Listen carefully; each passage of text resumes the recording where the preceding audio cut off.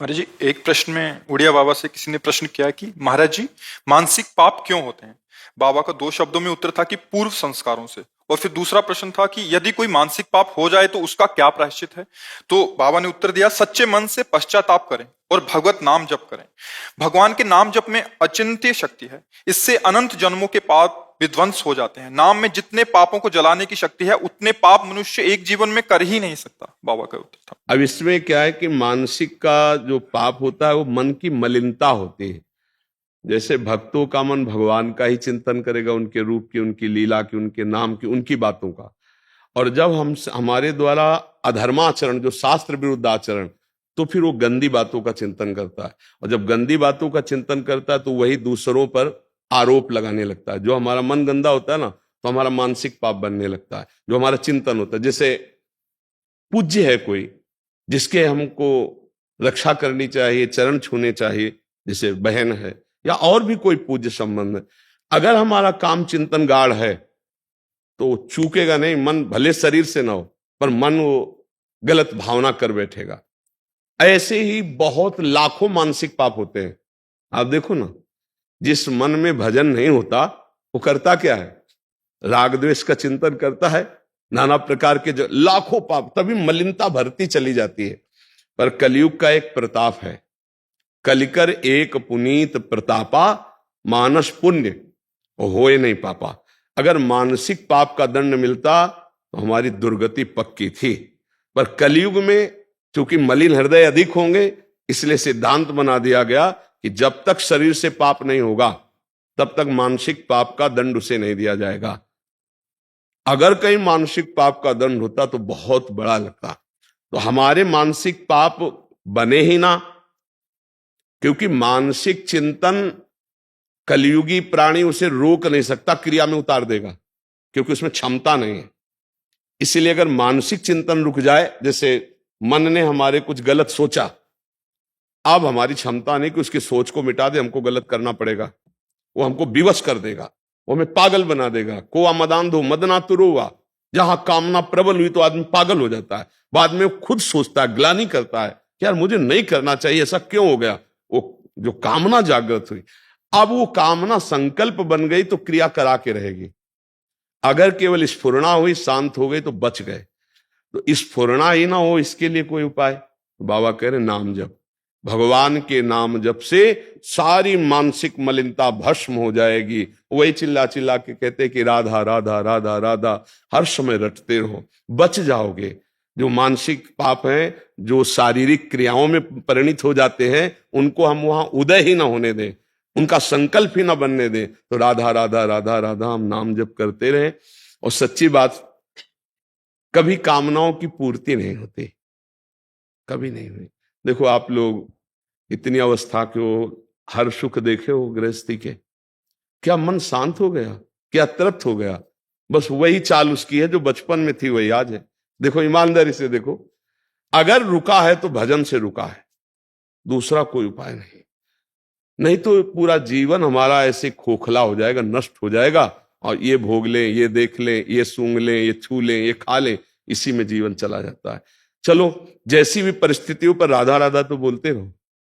नहीं संभाल पा रहे हो, राधा राधा बोलते रहोगे, सब संभल जाएगा। नाम जप में बड़ी सामर्थ्य है भगवान का। और एक बात बाबा कह रहे हैं कि तुम चिंता ना करो, अगर आगे पाप तुमसे ना बने, ऐसा तुम भजन कर लो, ऐसा अपना आचरण सुधार लो, तो कह रहे तुम्हारे सारे पाप नष्ट हो जाएंगे। इतने पाप तुम कर ही नहीं सकते जितने नाम में पाप नाश की सामर्थ्य है। महाराज जी, एक इसमें बाबा कह रहे हैं कि नाम जप में अचिंत्य शक्ति है। अचिंत्य का तात्पर्य होता तुम सोच भी नहीं सकते कि उसमें कितनी सामर्थ्य है।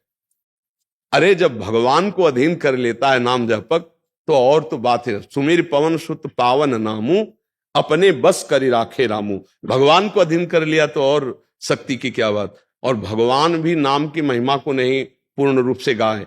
वो कहूं कहां लगी नाम बढ़ाई, और राम न सके नाम गुण गाई। इसलिए अचिंत शक्ति। स्वयं भगवान वर्णन करना चाहे तो वो नाम की महिमा का वर्णन नहीं कर सकते। नाम जापक भगवान अजित को अपने अधीन कर लेता है, तो अचिंत शक्ति नाम की है कि आप सोच भी नहीं सकते कि नाम जप से क्या क्या हो सकता है। इसलिए निरंतर नाम जप का जो अभ्यास है वो अचिंत शक्ति को जागृत करता है। थोड़ा बारह तो लगभग लगभग जो थोड़ा सात्विक है वो तो जपते हैं, करते हैं, पर बात बनेगी निरंतरता में। कोई श्वास टूटे ना, छूटे ना नाम में। राधा राधा राधा राधा राधा राधा। जब श्वास ऊपर जाए तो राधा, श्वास नीचे आए, श्वास श्वास नाम जपे तो दुविधा रहा है न कोई, अर्थात निश्चित भगवत प्राप्ति हो जाएगी। और ये कलयुग है, इसमें और साधन नहीं होने वाले, पक्का। ये कलिकाल मलायतन मन कर देख विचार, श्री रघुनाथ नाम बिन नाही नान आधार। जो नाम जप नहीं कर रहे हैं तो अन्य कोई साधन इतने प्रबल कलयुग में सिद्ध नहीं हो जाते कि वो भगवत प्राप्ति करा दे। इसलिए नाम जप, जैसे यज्ञ है भगवान की प्राप्ति का उपाय है। बताओ, पहले राक्षस लोग यज्ञ को नष्ट करने के लिए हड्डी या मांस डाल देते, थोड़ा वो भ्रष्ट हो गई यज्ञ। विश्वामित्र जी इसीलिए तो श्री राम जी को साथ की निशाचर, अब आप घी बाजार से खरीदो और उसमें चर्बी मिली हो तो यज्ञ होगी?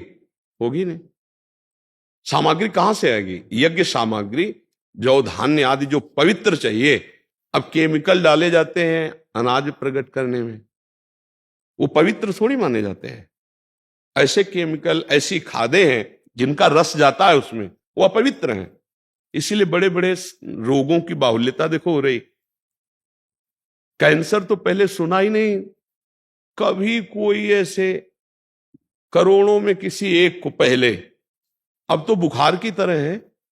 जैसे बुखार नहीं, उनको आया फिर उनको आया, ऐसे कैंसर बढ़ रहा है क्योंकि अन्न दूषित हो रहा है। तो जब भविष्यान्न दूषित है तो हम कैसे यज्ञ करें? कलयुग में यज्ञ सिद्धि बड़ा मुश्किल है भाई। बड़ा शुद्ध घी हो और शुद्ध हविष्यान्न हो और शुद्ध मंत्र बोलने वाले हो, शुद्ध मंत्र हो, आराधना तप हो, तब यज्ञ तो बड़ा कठिन। अच्छा, ध्यान आंख मूंद के देख लो, अंधकार के सिवा क्या दिखाई देता है? शांत होके बैठो तो प्रपंच पूरा चलने लगता है अंदर, क्या ध्यान लगेगा? सतयुग में ध्यान के द्वारा भगवान की प्राप्ति होती थी, त्रेता में यज्ञ के द्वारा होती थी, और द्वापर परिचर्यायाम भगवान की सेवा विधान, सेवा पद्धति। अब आप बाजार से मिठाई लेने गए हो, सैकड़ों लोग वहां खरीद रहे हैं, बेचने वाला कितना हाथ पवित्र है पवित्र उससे मतलब नहीं, बनाने वाला हो सकता है मसाला सुपारी खा के बीड़ी पीते हुए बना रहा हो, क्या स्थिति है पता नहीं। तो अमनिया जो ठाकुर जी की पूजा के लिए भोग चाहिए, जो वस्त्र चाहिए, जो सामग्री चाहिए, बड़ा मुश्किल है पवित्र मिलना। अब लघुशंका करके दुकानदार आया, अब हाथ धो के आचमन करके ये प्राय खड़े खड़े लघुशंका की और आके फिर, तो अपवित्रता अगर वस्तुओं की है तो हम कैसे ठाकुर को सेवा करके रिझा ले? पवित्र पदार्थ, दूध ले रहे हैं हम और उसमें केमिकल्स का बना हुआ है, पनीर ले रहे हैं, कौन सा भोग लगावे? हर घर में गाय तो नहीं पाली जा रही ने, तो सेवा पद्धति ठाकुर की कैसे होगी? गाय के दुग्ध से स्नान कराया, गाय के घी से बने हुए पकवान सुंदर भोग लगाए, भगवान की आरती होता है, कहां है?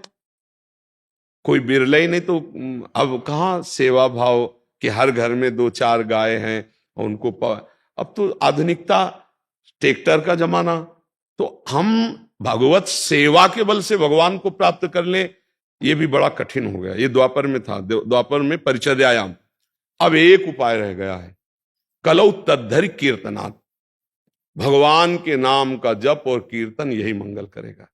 इसमें अपवित्र पवित्रो वा सर्वावस्थांगतो पिवा या स्मृत पुंडरीकाक्षम स्वायाभ्यंतरा शुचि, चाहे भीतर से चाहे बाहर से, दोनों जगह से तुम परम पवित्र हो जाओगे यदि नाम चल रहा है।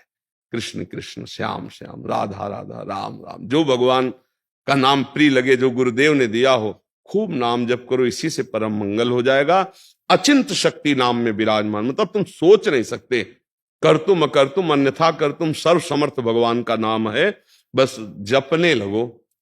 जैसे गरीब आदमी 1-1 रुपया जोड़ता है, ऐसे राधा राधा राधा राधा राधा राधा, चाहे नहाए हो या ना नहाए हो, अपवित्र पवित्र हुआ, सोच में बैठे तो भी अंदर अंदर जप रहे राधा राधा राधा। मतलब सोच में दिल फेल हो जाए तो क्या करो? तो सोच में भी हमें अलर्ट रहना है। शौचालय में गए, राधा राधा, नाम के लिए कोई निषेध नहीं, मंत्र के लिए निषेध, मंत्र नहीं जप सकते, नाम को कहीं भी जप सकते हो। अपवित्रा पवित्रो हुआ, चाहे अपवित्र हो चाहे पवित्र हो, तो खूब नाम जप करे तो शारीरिक मानसिक सब पापों से मुक्ति मिल जाती है और भगवान हमें अपनी शरण में ले लेते हैं। हमारा आवागमन जो जन्म मरण का चक्र है इससे छुटा देते हैं।